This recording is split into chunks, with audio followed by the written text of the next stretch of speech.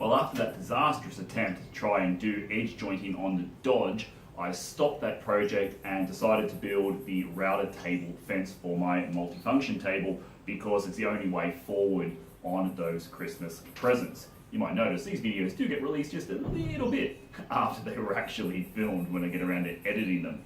Here is the finished product that we're going to build in this video. It is a split fence router table, which means I can move either side backwards and forwards to compensate for the size of the bit that is being used. It slides really nicely, and this piece actually too can come right off.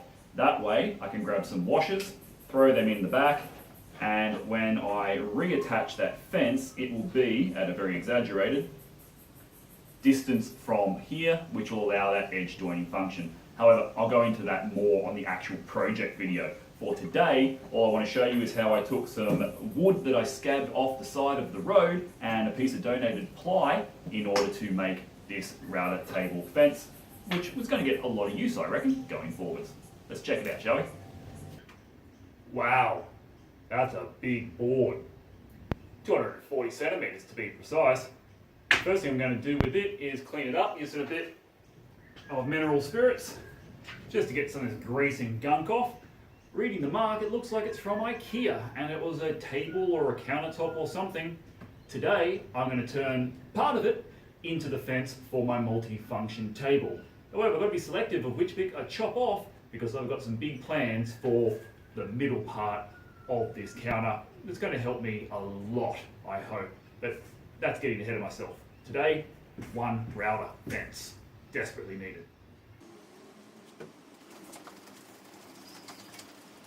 How do you make a square cut on an oval board? This is about 19mm MDF by the looks of it, so I'm going to have to make sure I've got my dust extraction mask and the vacuum hooked up to the circular saw. I've got this straight edge and I've utilised a few of the pre-drilled holes which I was just guessing were going to be square from the manufacturer. I'm not actually going to be able to make this cut all the way. I'm going to have to stop about here and then slide the straight edge along. I just don't have one long enough. But I need to make the cut here because my multifunction table is 900 wide, so I need the fence to be at least 900 wide, and at this point it's 940. So from there to there, it's going to give me the height I need for the front of the fence. So wish me luck, and let's see if this goes. Good news is, if I stuff it up, I've got the other end to do, because this bit is the bit I want to keep for a future project. And if I square it up at the same time, two birds, one stone.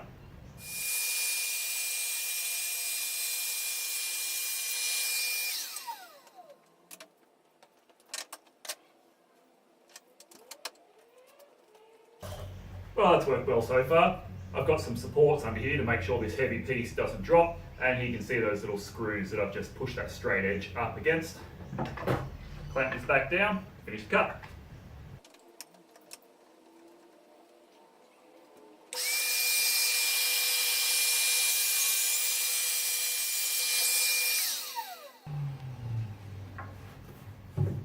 There we go, that's worked quite well. Not perfectly clean, having to stop halfway through, but what can you do? I can sand that off. Looking good.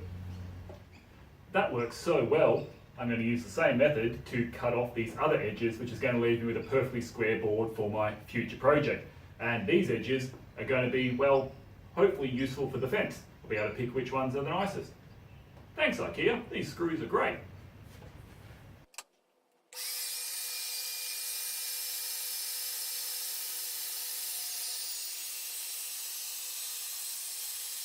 My router table fence is going to be in two parts. It's going to have a normal L shape, which I'm making out of this 12mm plywood, but then at the front I'm going to have a forward split fence, which means this lovely white piece of really thick, heavy and very straight MDF, I'm going to cut that in half and have the ability to slide it backwards and forwards. That's going to allow me to make the gap for the dust extraction the right size for whatever size bit I happen to be using in the router at the time. But most importantly, it's going to allow me to move the fence forwards and backwards slightly to form an edge jointer, which is the reason I had to start this project a bit earlier than I wanted to, because the project I was working on requires this edge jointing function, but more on that later.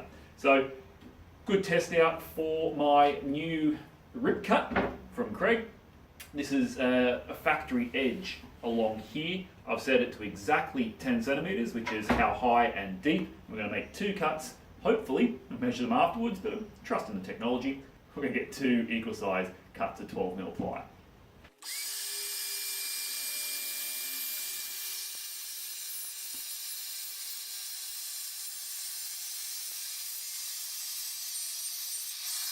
So there are my 2 bits of the back and base of the fence cut. What I've done is, that was about the right size for the hole I needed. I've just used it to mark out an arc, and I'm going to use my largest Forstner bit to do most of the work here. I've already done one of them, so I'm clearing out there. I'm going to clean up the rest with the router.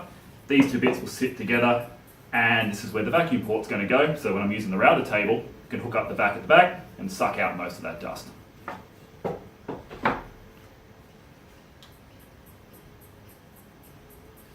Safety first.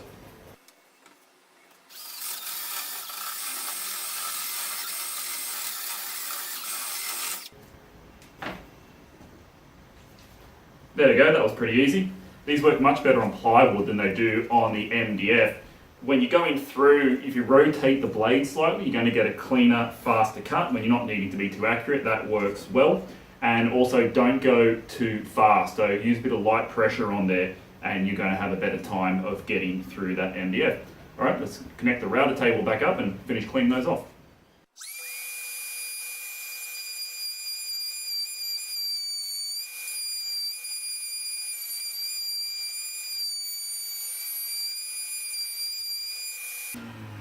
Kind of sad when this is all done. My little log's not going to get as much use because I'll be able to hook the vacuum up to, an actual vacuum port. Looks nice, doesn't need to be too neat. No one's going to see these anyway, just for function. Next, I've clamped the back fence and the front fence together. I've marked them out. This is eventually where the front fence is going to be cut in half, like so. And I've positioned 4 holes. I need a bigger hole in the front fence and a smaller hole in the back fence so that I can feed these bolts through, and they'll be attached with wing nuts, and that's going to allow these 2 halves to slide independently and to completely come off. So I've cut it down to size very quickly using the square cut, and it's all looking pretty nice, but this is a really, really slippery surface, so it's going to be tricky to drill.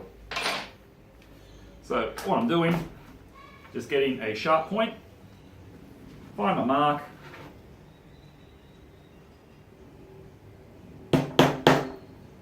quick taps.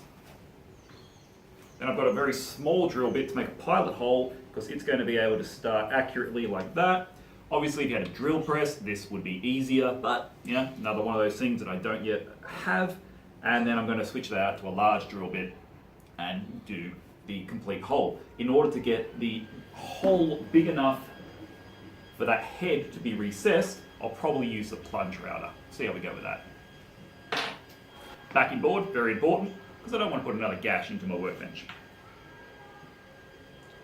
This one's going to go all the way through. Trying to be nice and 90.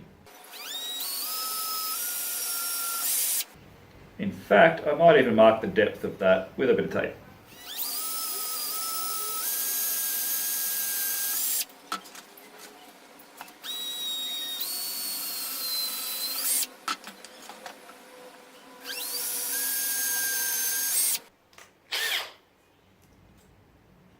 Pilot hole's done, step it up.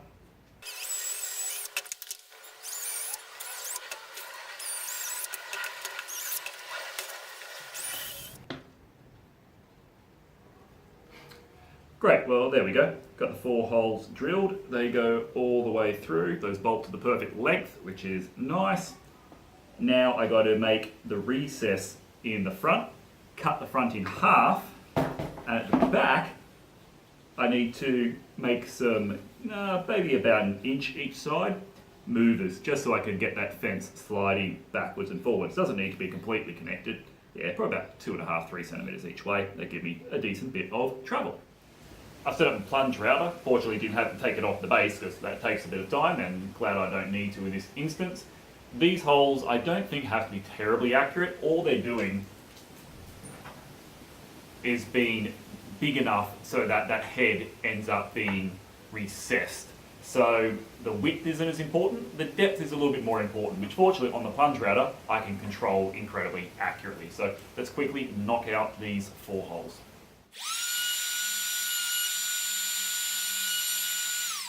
The big bit started to wander, so what I've had to do is actually clamp the plunge base down in order to stop it from sliding over this very slick surface. Now, in the future, the slick surface is going to actually be brilliant for when I'm using it as a router table. Also, my plunge depth, you can hear that, still hitting. Need to take it down another mil or 2, so we'll adjust that, fix this one up. Centering it is actually quite tricky, as luckily this doesn't need to be super accurate. Then we can do these other 3 holes. Having the plunge router mounted to the table instead has actually turned out to be a boon. Here are those clamps, and that allows me to get a much more accurate plunge. Tricky bit is lining it up again on the next one.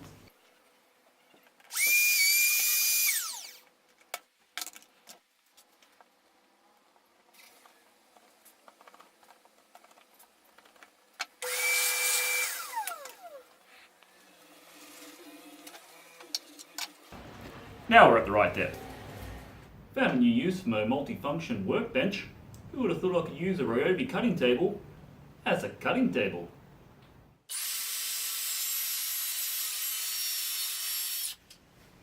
Here we go, dry fit as it were. So here's how the fence is going to work. I'm going to glue and screw those 2 pieces together, whack some braces in here and build a vacuum extraction box, and that's going to be the static fence which will slide along the table. Haven't quite decided what I'm going to do with the clamps over here yet. I can just use clamps, but I might build something as well. The magic happens at the front, where this split fence can either be 0 clearance, have a narrow bit, or have a really big wide bit in there. And importantly, if we look at it this way, because this is loose, by being able to shift this forward slightly, over exaggerated obviously, I can turn this into the edge jointer, which is the motivation for getting this project finished. And hopefully that'll mean I can move on with the Christmas presents that require me to edge join a few boards. The next step is just to cut some running grooves in here. I'm going to do it in 2 passes halfway through the board each time, just so I don't jam in the router bit, because I'm using the 5mm thin bit, don't want to break it. So 3 centimeters, rather handily, my rip cut here is marked. So I can see the mark on the router. I'm just going to move 3 centimeters this way. I had to make 1 mark here because it wasn't quite long enough, but with all the other ones, I'll just move 3 centimeters either side. Travel distance, not critical, just close enough will be good enough. So then those 2 white fence bits can slide backwards and forwards at the front. The only tricky bit will be the first drop.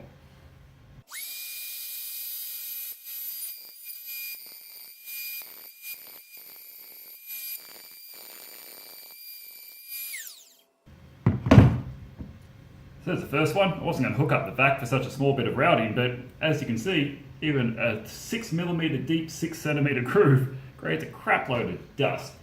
Anyway, where's my bolt?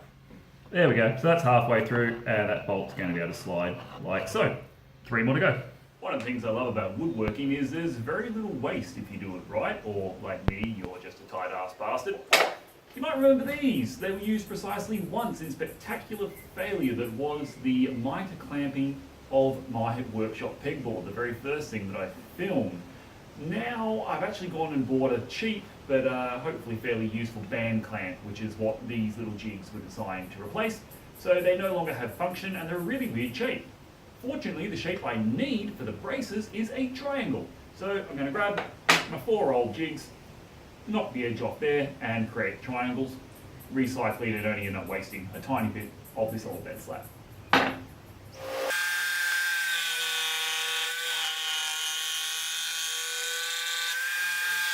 Now I want to glue this up all at the same time to give me the best chance of making this angle as close to square as possible. This is quite old plywood, there is a little bit of bend in it, so these braces are what are going to help me along there, but they need to be put in at the same time as the glue is drying along there. What I think I'm going to do is I'm going to drill the pilot holes in the top and bottom board, all 4 pieces I'm going to do that for. We run some glue along the bottom edge here. I'm not going to screw these 2 bits of ply together, but I'm going to glue and screw these 4 braces in. So the pilots will let me line them up quickly jam them in there, force them into place, hold them tight, and then put the locking screws in to hopefully hold this nice and 90. That's the plan anyway. Let's see if these things can have a better second life than they did first one, and hopefully a much longer one too.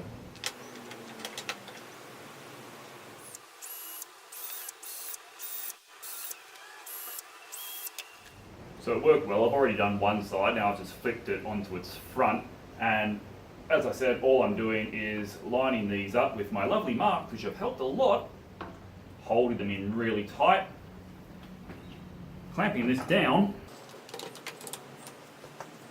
and using the pilot holes with the marks to create the pilot holes in there. I've also carefully measured that I'm using 3cm screws, so I've made sure the holes on the counter side are 3 centimeters away so that the two screws don't smash into each other. It's just a matter of lining these up, forcing them down to 90, finding the pilot hole, and going in. So I've also measured the drill bit depth to be exactly 3 centimeters.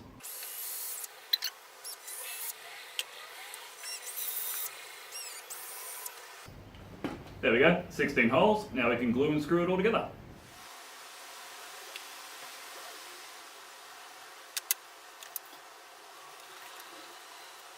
Luckily I numbered all these. So these don't have to be clamped because the screws are going to act as the clamps. In fact, the glue should technically be stronger than the screws. It's just that these would be really awkward to clamp in if I didn't screw them. It'll also help pull them tight to that nice 90-degree angle. Still going to do them one at a time. Impact driver. Now if I've lined these up right, this should be pretty easy.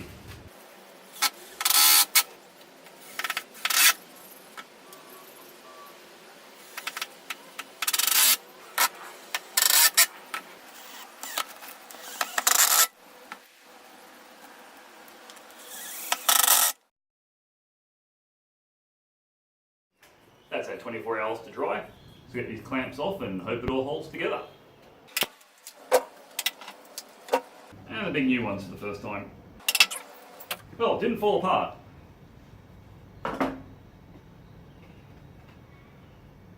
Still a little bit of a bow there, but I think I can live with that. The more important one is the front. Let's grab a square. Grab a torch, any light source will do. Shine it along the board. Put your square down and see if there's any light coming through. I can see a little bit here, just a tiny bit, but that's okay, that's the bottom. On the front, nothing. So that's nice. Tiny bit there. Considering how old that ply is, it was a present from one of my neighbours 3 doors down, and it's gone so dark, I reckon it's been in his garage for at least a decade. I'm happy. Also, these bits are very, very flat. So when I put the front fence on, that should compensate for the tiny distortion. Let's try that. So these are just M6 zinc plated bolts with a wing nut and 2 washers, 1 for each side. Okay, we're all attached in. That seems to run nice and smoothly. And so do my sliding fence bits. So they're to compensate for the size of the router bit, or I can just do it dead flush if I ever wanted to run something with the router in the front. The vacuum port and the clamps are the last 2 things I need to work on, but today I'm actually really keen to get back to trying to edge joint those boards, which I can do in the current situation, so they're going to have to wait for another day. I can already see by using these offcuts, I'm actually going to have to make a full box to do the vacuum port. I actually bought these 2 clamps specifically for this job originally. However, since watching a few dozen different router table fences on YouTube being made, I've seen lots of different ideas for sturdier wooden clamps which stick there and hold under the table. So these will set me up for now, but eventually I might build something a bit more permanent to go on the sides. Now let's try some jointing. I don't want to be bitterly disappointed like I was with my 20-cent fence. This one's had some love put into it, and I hope it returns it.